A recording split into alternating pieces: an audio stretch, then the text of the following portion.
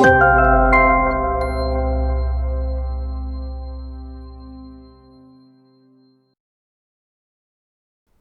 you are committed to becoming a small group leader or checking out this training as a way to help make your decision, welcome. You are about to embark on what could be, over time, one of the most fulfilling ministries you've ever been a part of. See, I've had the pleasure of seeing time and again the joy and life leading a small group can bring to people. For example, a while back we visited Tulsa, where years ago I was a small group pastor for a large, fast-growing church. As we were out and about, we ran into several of my former small group leaders. One of them came to me and hugged me, and I hadn't seen him in nearly 15 years, yet this quiet, gentle, somewhat introverted accountant type of person said to me, "We're still leading our small group. Thank you for believing we could lead a small group and asking us to do it. It's been one of the most fulfilling things we've ever done." Another couple flagged me down in a crowd and said, leading small groups brought us lifelong friends. We still do vacations with some of them. The relationships formed in those small groups helped us be better parents and created such great community for our children. And our kids are now all going to college together and are friends. Our families, they said, were powerfully impacted by those groups. More recently, I had the privilege of talking with a man and watching him tear up as he described how impactful his men's group relationships have been in his life. Now, he's moved a few times, but he still calls people from all over the country, men he's been in groups with years ago, and he still finds such joy and meaningful purpose in staying connected. See, that's the kind of fulfillment and treasure I'm inviting you to be a part of, leading a small group. Small groups aren't about a program. They're all about the relationships, relationship with God and friendship with others. See, one of the best small group leaders I worked with was one of the hardest to convince to give it a try. Why? Because he thought he had to be a great teacher and expert.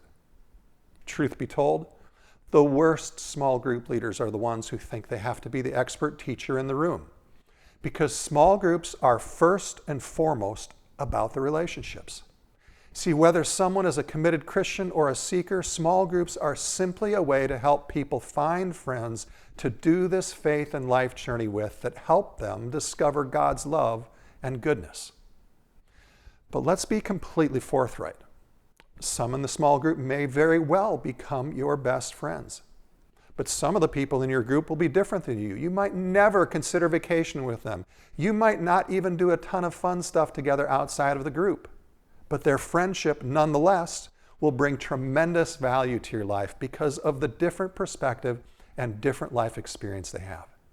In fact, small group friendships often go way beyond normal friendships. See, many people's friendships tend to be relationships built around the lowest common denominator. Like Joe and I golf together. We like playing poker and talking about football. For many, we tend to form friendships around common interests in entertainment, and that's good. We need that. But few friendships are intentional about openly sharing where we are succeeding and where we are struggling in life. And fewer still are intentional about learning together, as well as encouraging and challenging each other to grow in faith and character and life and leadership. And even fewer friends pray together. Having friendships that are open and intentional about growing happen in small groups because of the structure and the consistency of the time that we spend together. And it is those kinds of relationships that help each of us grow to be the best version of who God made us to be. It's those kinds of relationships that help us navigate the hard and discouraging, disillusioning times of life and come out stronger in faith and hope and love. See, the greatest moments of growth in my life, and I suspect in yours too, haven't been so much because of the insight gained from teachings I've heard, though learning is a part of growth. The greatest moments of growth in my life have been because of friends and mentors who were already in my life at the right time to help me live out what I knew. They encouraged me to risk by stepping out in new and often challenging situations. See, being a follower of Jesus, having a great faith and great church experience requires we have those kinds of friendships in our lives. After all, being in small groups is what Jesus modeled for us, isn't it? He gathered 12. Within the 12, he had 3 in an inner circle. He had 72 in the 120, all organized in groups. Jesus discipled his leaders who would change the world within small groups. And as we see in Acts, Jesus' disciples established small groups in every church they started.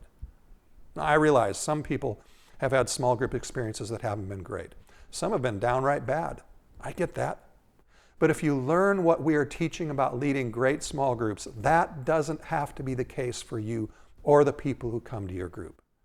As you consider leading a small group, I want to invite you into beginning the adventure of creating and leading a group that some people will look back on in 20 years and say, that was, or maybe even still is, one of the most positive, life-impacting things I've ever been a part of. So take a moment to consider this question, and if you're with others, talk about it. How have small groups fallen short of this ideal for you in the past?